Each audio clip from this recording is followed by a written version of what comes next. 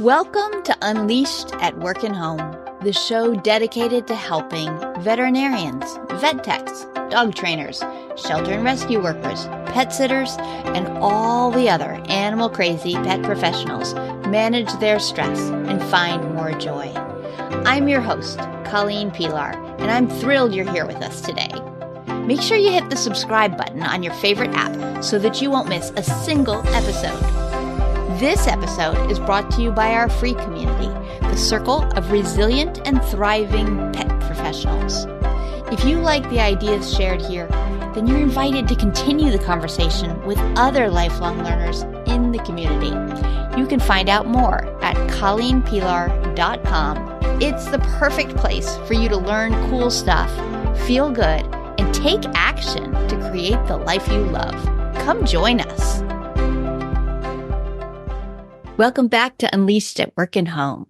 My guest today is Kym Iffert, a dog trainer who owns a company called DogWise to help people understand why their dogs do what they do.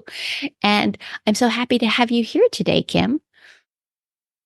Pleasure to be here. So I've always had much respect for what you do and have been following you for quite some time. So I'm honored to be here today. Well, I'm delighted to have you. I think our paths cross through the Family Paws organization, and that's such important work. I know that you do a lot with families and helping them understand their dogs a little bit better. I always like to start with the question of did you always want to be a dog trainer, or how did you get from childhood to here?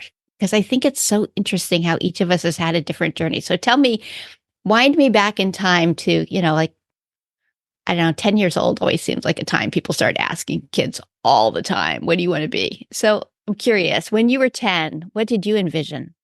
Oh my gosh, when I was 10, I think I was still wandering around streets singing out loud, thinking that somebody was going to magically hear me and I'd be some famous singer. But I think by the time I was 12, I realized I had no singing voice or musical ability.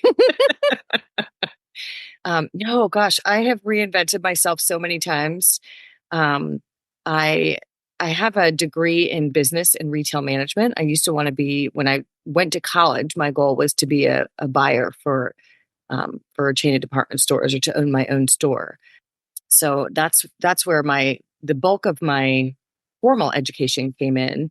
I ended up working, just kind of being a creative mindset. When I had my kids, I stayed home and did painted murals for people and did commission paintings and tried to create a little stationery, like a paper stationery business.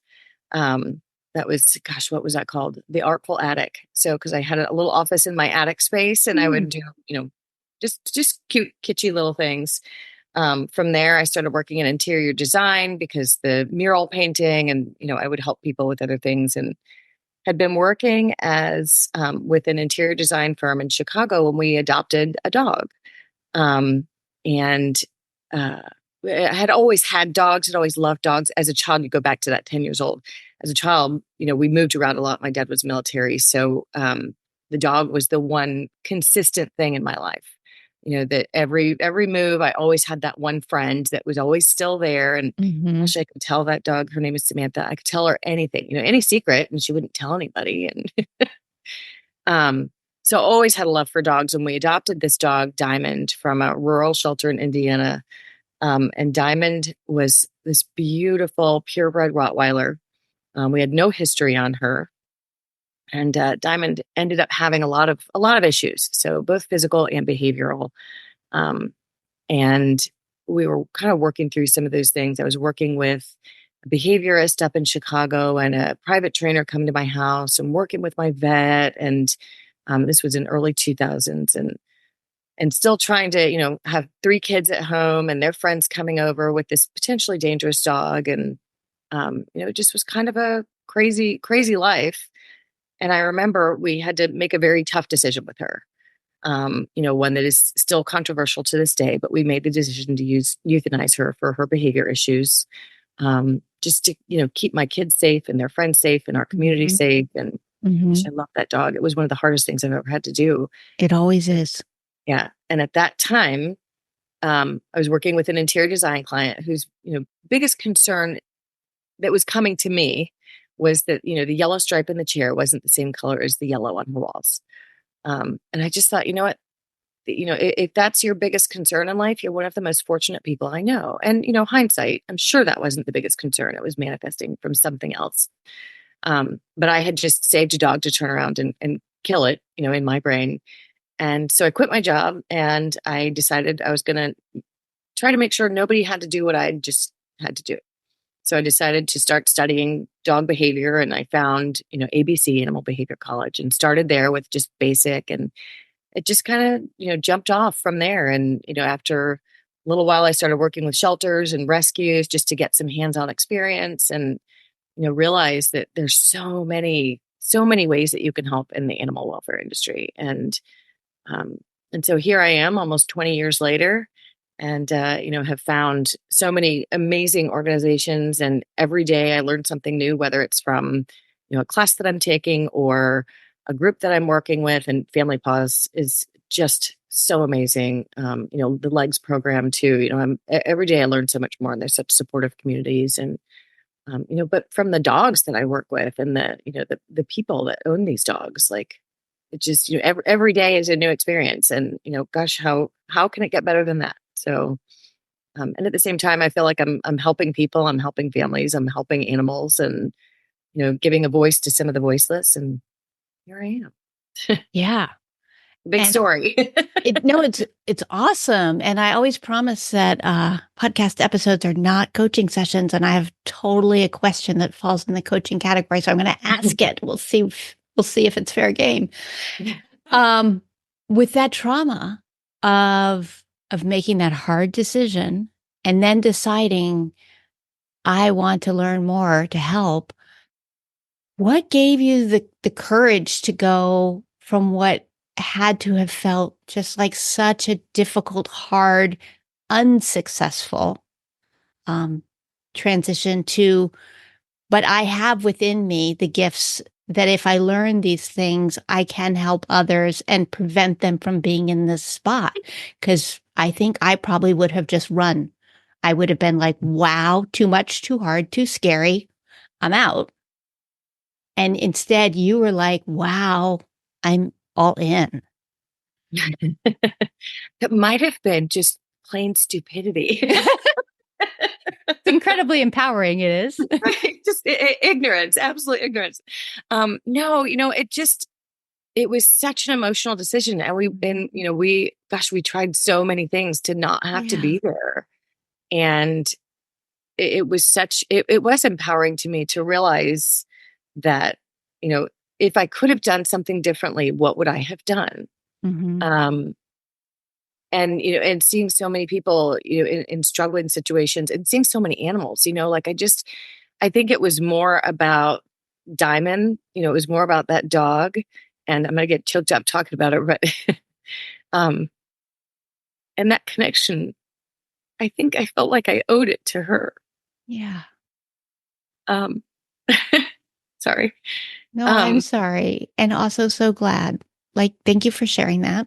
Yeah, and I totally cheated by asking that question, but that's the kind of stuff that matters too, of like, what is it that drives us? And it is relationship and connection and the power of it all.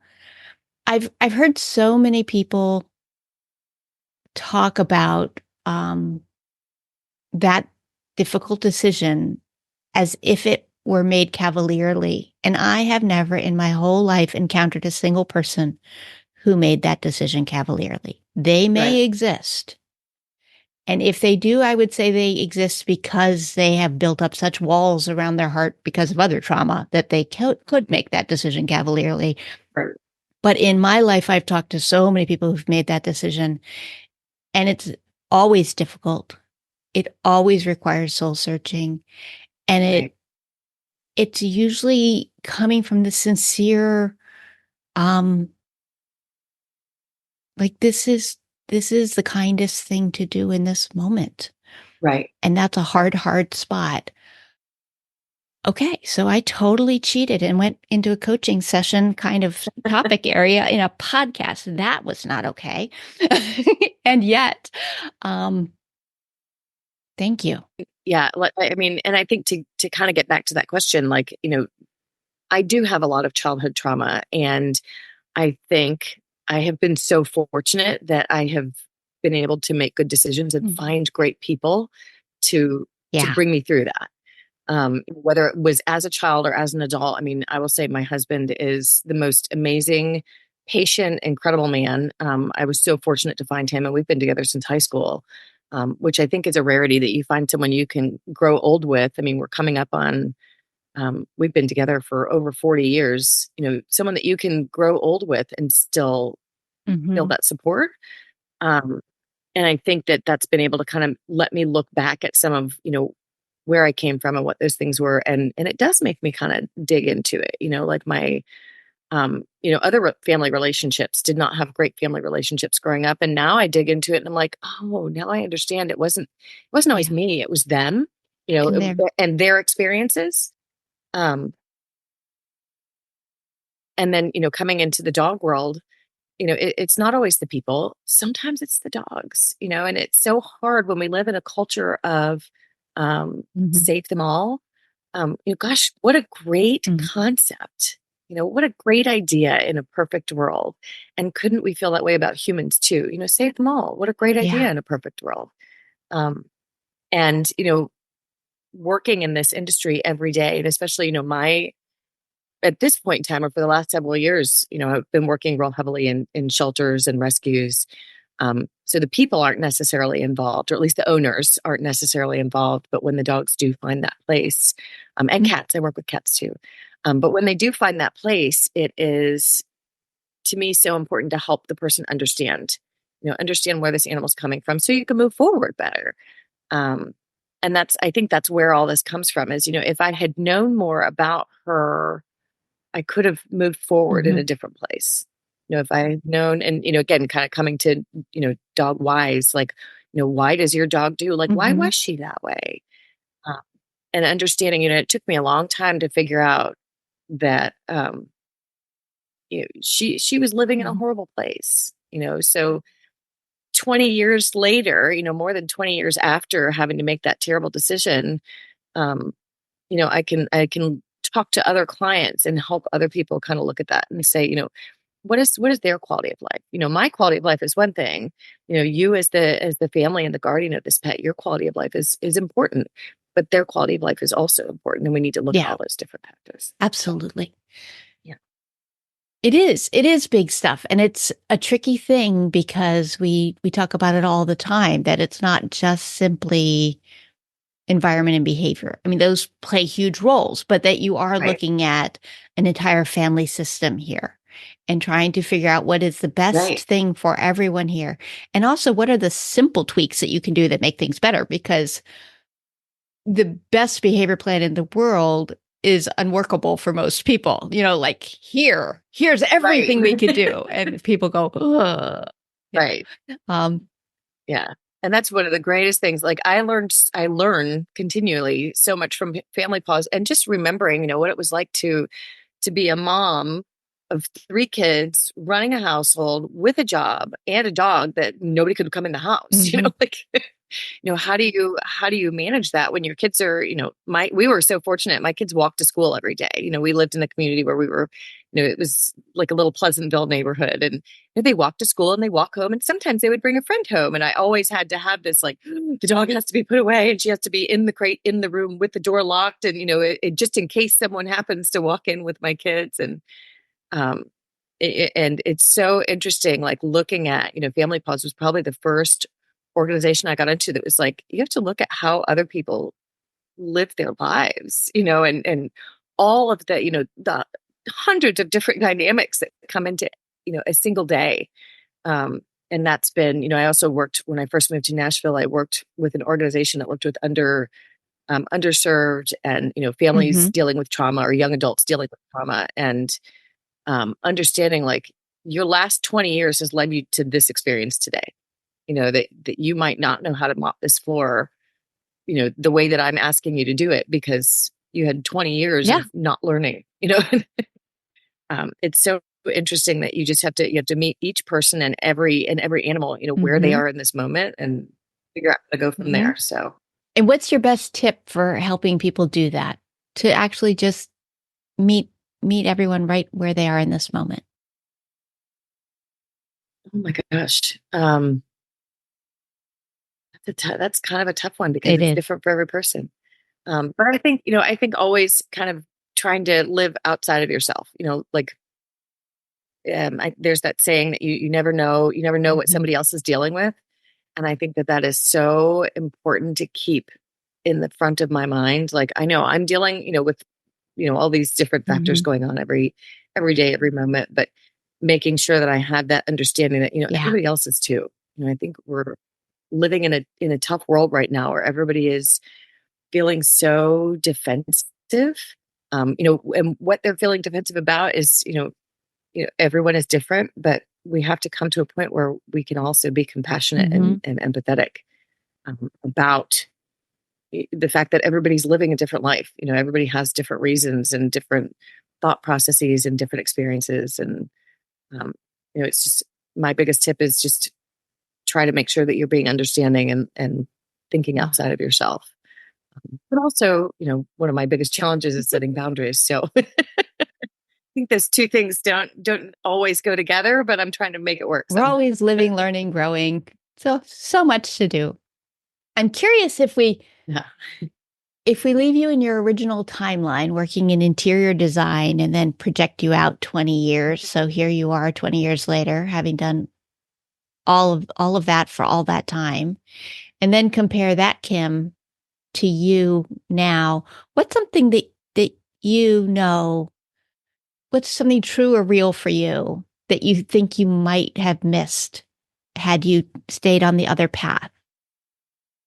Not that the other path wouldn't have had its own rewards, but Yeah. Yeah. I think I have a much better connection. Like, one of the things that I really appreciate is I have a much better connection to people Mm, rather than things. The world of interiors was super fun. I loved it because basically I got to find beautiful things and make places beautiful and do it on somebody else's dime, which was which was a key factor. But I think now I get a better connection. Like, I have met so many amazing, caring, compassionate people, and I think I would have mhm. missed out on a lot of that. Um, just a lot of soul searching. Why do I Yeah. do what I do? Um, and I the thing that I love and that I would have missed is really getting to help people and animals. Give a voice to the Mhm. voiceless. Um, and make people's lives rather than prettier, make people's lives hopefully easier. And give them the ability to see beyond themselves and care for another species. And there's a lot to unpack there. I like making people's lives not prettier, but easier. Like there's something really important there that, Often and again, kind of getting into counseling session, I think often and I use this analogy a lot when I'm talking about dogs. Like, when I'm talking to my clients, I'll say, we decorate things to Mhm. make us feel better, to make us feel comfortable, and we choose the colors that make us feel happy or calm or passionate, or Mhm. depending on what your goal was, and we choose the pillows that are most comfy and the couch that that we can sink into, or the one that's the prettiest, and we choose those things for different reasons to make us feel a different way. And I'll talk to people about one thing in particular that I find interesting is when somebody has a dog who's marking. I'll say, marking behaviors are more like we live by, visually. We want things to be pretty and to make us feel happy. Dogs very often Mhm. live by scent. So if they're marking, it's because they want to be comfortable. They want to, if it smells like me, I must be here. I must belong here. And so I try and tell people it's not a dominance thing. It smells good now, and their sense of scent is different than ours. So we use candles, they use other Mhm. things. But so I compare the two a lot, um, which I think is interesting. I still kind of go back to that aesthetic, and um, but yeah, it's an interesting. The way that we decorate is because we feel a Yeah. certain way, and it's how we want. Yeah. And, And it has such a profound impact on us because when we decorate to feel a certain way and then we feel the way we'd like to feel, then our abilities are greater. We're calmer, smarter, right. more productive, Right. whatever it is that we're looking for. We're better able to relax in our comfy living rooms and we're more focused in our organized offices or whatever the things are for us. And we don't keep that in the forefront of our minds, but we make choices based on it all the time. And to just actually bring that out into the open and to talk to your clients about that, I think is really, really valuable. It's definitely a why of your dog doing things Yes. and why are you doing things? Because so much of what we do is unexamined. You know, we choose this because we chose it because it's the right choice. But what made it the right choice? And my college roommate visited a few weeks ago, and I adore her. Adore her. We have nothing in common. So she always teases me that I think that she would describe my clothes as sad, but maybe comfy. And she's quite fashionable and looks lovely at all times. And I will choose comfort and just like ease of use over any other criteria. I may not always perfectly match, but my feet are probably comfortable in my flat, boring shoes. And, my sweater works.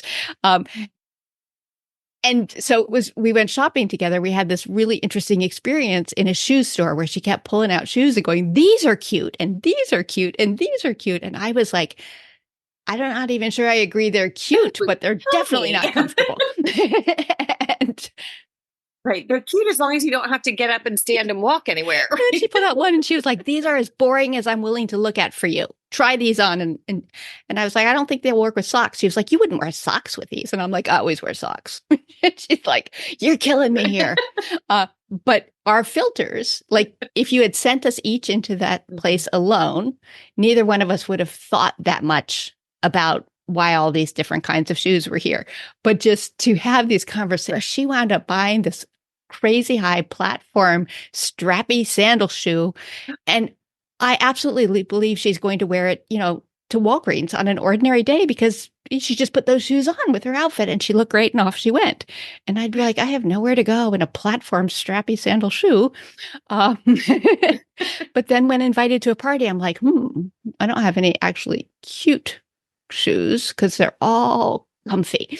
But the filters that we have as we move through the world affect everything, but we don't always see our own filters. So when you use your analogies with your clients, I'm sure that helps them to see how many of their choices they're making for their own desires, legitimately so and appropriately so, but to bring into the equation, your dog is doing the same. And what is your dog filtering for? What is the criteria that matters to your dog and how does that help? So that's really cool that you can bring your interior design background in a way that helps people understand their dogs better. Super cool. Yeah. It's interesting. I read a book by, I think it was Temple Grandin at one point that really kind of helped me see, how the two connect, because I don't think anybody ever thinks of interior design and dog training as having any similarities whatsoever. But and this book really made me look at, Temple Grandin made a comment and I wish I could remember which book of hers it was. It's been so many years since I read it, but have so much respect for her. But she talked about how she sees like the tiniest details of things. She pays attention to the detail. Like there's all this big picture stuff that's surrounding us all the time, but seeing those tiny details, and I think that has helped me just in, observations of, dogs and their body language, the fact that, I look at, a light switch and I'll notice the light switches in somebody's home because it's one of those minute little details that, it's I think there's some interior designers that will say it's the jewelry in your house. It's the accessories that pull things together. I pay attention to those little details. And at the same time, when I'm working and I'm observing a dog, I'm like, look at how they're positioning their ears right now. Look at how they're lifting that paw. Look at the level of their tail and, how that changes as their situation changes, and being able to look at those tiny details and pick those out over, you know, seeing those things over seeing that Mhm. big picture of, well, he's barking, but what is he really paying attention to?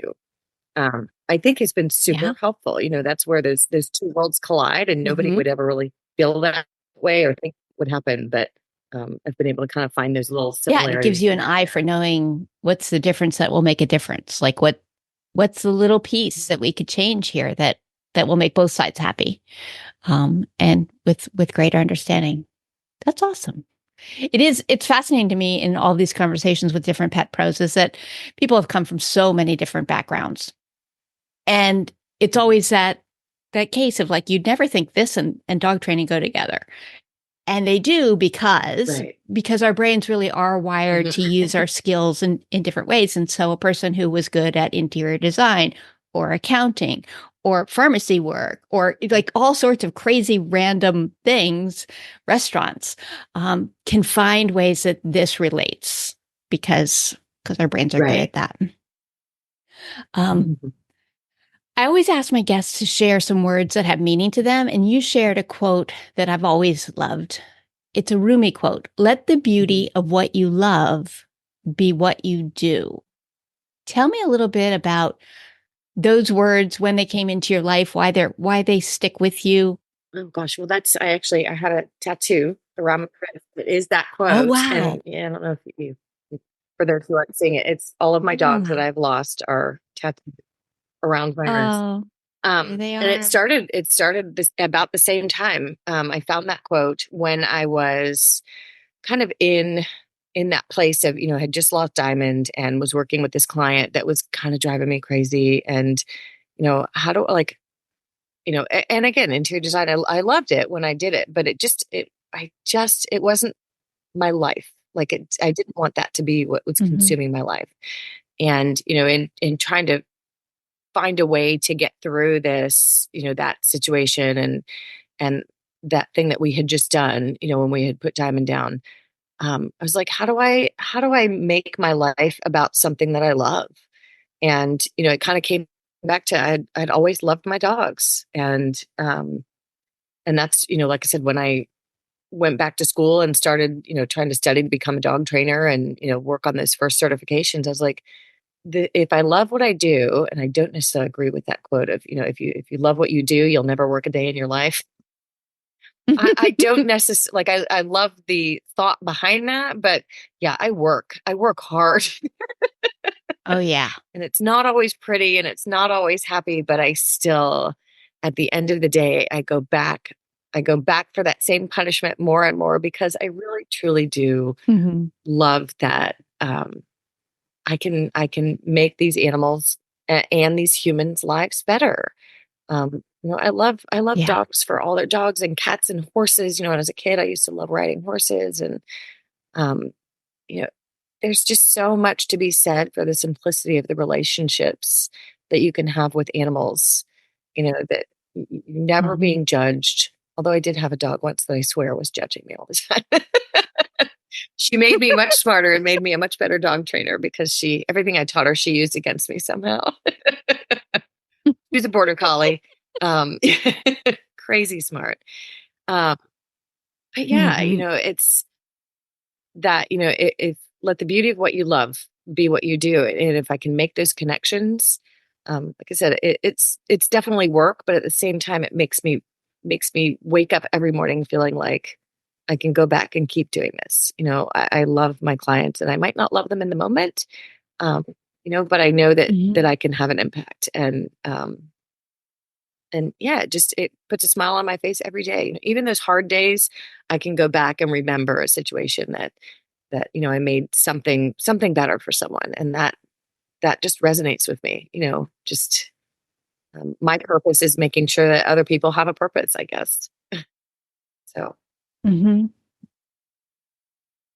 My purpose is making sure that other people have a purpose. that came out quicker Wow. than probably I should have thought about, but just like understanding that everybody has kind of going back to everybody has their things, and if we can make it a little bit better, Yeah. we can give them maybe something to laugh about, like find some humor in it or find some love or find some, Mm-hmm. even if we find a hardship and a way out, a way through that hardship, no matter how major or minor it is, if we can find a way to help you Yeah. take a step forward, um, it's still a step forward. Right. And that's what's so important about all of that is that life always has the ups and the downs, and knowing that we are going to move through, that we're always moving forward on those. What was coming up for me while you were talking a little bit about that it's not always easy, the phrase labor of love Yeah. popped into my head, and I think it's a labor of love is better than if you love what you do, you'll never Right. work a day in your life. But I think if we take labor of love and then apply it to this Rumi quote, I think the Rumi quote adds the beauty piece. Let the beauty of what you love be what you do. So finding the beauty even in the Right. labor, finding the beauty in, the hard days or the heartbreaks and the moments where you have to remind yourself of what's important about this. That's connecting back to the beauty. And then noticing beauty, of course, ties so beautifully to Right. interior design, and that you've had an eye for actual physical beauty, but beauty comes in so many forms, and that you're able to see it, from a visual aesthetic, but also from the connection and Right. relationship pieces as well. Yeah, there's a lot right there Mhm. we could play with. That's so interesting. So it's tattooed on your wrist. How long between coming across this quote and it becoming a permanent piece of you? Do you, did it just like hit you one day and you're like, wow, that is me and I need it? Or did it rattle around in your head for 10 years before it? It rattled around in my head for a while. I was not a person for tattoos. Like I appreciate the artwork that goes into it. And I actually had it engraved on a Mm, bracelet. So a friend of mine had found a bracelet and engraved that on there for me and gave it to me as a gift. Um, and so I actually kind of felt bad when I had it tattooed on me because I stopped wearing the bracelet. So no, it wasn't it. Yeah, like I said, I wasn't one for tattoos. As I said, I have three daughters, and one of them she's very much a tattoo person. And when she was turning 18, she had all these plans for, I'm like, I'm gonna get this tattoo and this tattoo. And she was, she is destined at some point to become a full body tattoo. And, when she was 17 turning 18, I said, let's my gift for your 18th birthday will be let's go get a tattoo together. And again, you and I before the podcast started, we talked about control and trying to, and that skill of giving up control and not scripting everything. mhm. Um, this was where I was still trying to control things, but finding a way to let them go. And I said, let's go get a tattoo. And I said, but when we go, I want to know, like, we need to know that, this is a tattoo that in 30 years, you're still going to be okay with having this tattoo on you. That, and it's in a place that we've thought about. And, so we sat down with a tattoo artist and I was very thankful. The tattoo artist talked to my daughter and I about, well, if we put it here, you're 18 years old. If you have children, you put it on your hip or like on the top of your hip. When you have children, your skin is going to stretch and that tattoo is going to look different, so think about that. And, I have a friend who has a tattoo on her backside. And she said, when I got it, I was this, teeny tiny little thing in college. And, and as life has changed my body, my tattoo has changed. And, it went from this little tiny thing to a much bigger thing. So, those are all things I was trying to get my daughter to think about those. And I was kind of trying to control her decision. And at the same time, getting my own tattoo, I was like, I have to think about all these things. So that, we did that together as our first tattoo. And, again, it was me trying to control her life. And instead it taught me that maybe I need to give up that control and let her make her own decisions. And she did. She made a great one and she's very happy with that tattoo still. And it's been, oh gosh, how old is she? So it's been about 10 years now. Yeah. So I've had it and she's had hers and she's added several more. And Yeah. And I bet when people talk to her about her tattoos, she says, and my mom and I went on my 18th birthday when I got my first, like, I know. adding you into the story, I bet comes up a lot. So, So it does. It's kept us, it's tied us together for, I mean, we're mother and daughter, but it's tied us together in multiple ways. So that's awesome. it's, Thank you. Thank you for sharing that. This has been so fun talking to you, even though I cheated and asked deeper questions than I tried to in the podcast. Well, actually, that's fun for me too, but cheating isn't fair to you, but it's so fun for me. No, I'm always happy to talk about my experiences. So it's led me to be who I am today, and I'm super grateful for that. Through the up and down and thick and thin, and blood, sweat, and tears, and all those things. Like I'm happy to be where I am today. Yeah. And isn't that the goal? Like comfortable in your own skin and happy to be where you are. And like, if we could just have that gift given to everyone, it would be a whole different world. Right. And not that, every day is easy. It certainly isn't. I'm at a crux in my life right now where I've had to make some tough decisions in the last few weeks. And, I keep like mull over. And is this the right one? But at least I'm making them at this point in my life, I can make them for me and, my peace of mind. And I think that's a good place to be. So. Yeah. I mean, to be consciously examining your choices and choosing what's right for you versus just reacting to what's being pushed upon. Yeah. Yeah. It's such a gift to kind of experience that. And I think for so many women, it seems to start hitting around 40. And then from then it's just like opens up this whole new world of like, oh, wait, I am allowed to make choices. I am allowed to. Oh, wow. Right. Yeah. The things we know now that we wish we knew then.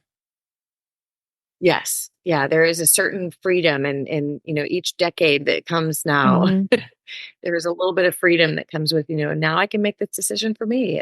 And I feel like I have a voice that I probably didn't feel like I had, back in my 20s, 30s, 40s, as we're approaching more and more and more numbers there, higher and higher numbers. I used to think 50 was old, and now I'm like, well, gosh, I'm way past that. And so much closer to 60. And now 80 seems young, I hope I feel that way in another, 15, 20 years, but yeah. Yeah, it does. It's so empowering. I think to have a little wisdom behind me, and I use the word wisdom loosely. I don't know that I'm necessarily wise. I'm wise in the WHY part of it. Comes back in many ways. It does. It all comes back. It all does. So if people wanted to learn more about you and your work, how could they do that? Well, I have a very basic website. So I'm not much one for those aesthetics when it comes to technology, but a very basic website. And it's www.dogwise, and that's WHYS.com. And it's all about, trying to figure out, why our dogs do what they do. And if we need to make changes and, what are our own expectations of our animals and all those fun things. But dogwise.com. And my information is on there. I'm always open to new people and learning new stories and trying to relate mine to theirs and see how that goes. Well, that's awesome. Thank you so much for sharing a part of your story with us today. I really enjoyed talking with you today. It was so fun, Kym. You as well. So I had a feeling we'd have a good time today. I definitely did. So fun. Thanks for listening to Unleashed at Work and Home.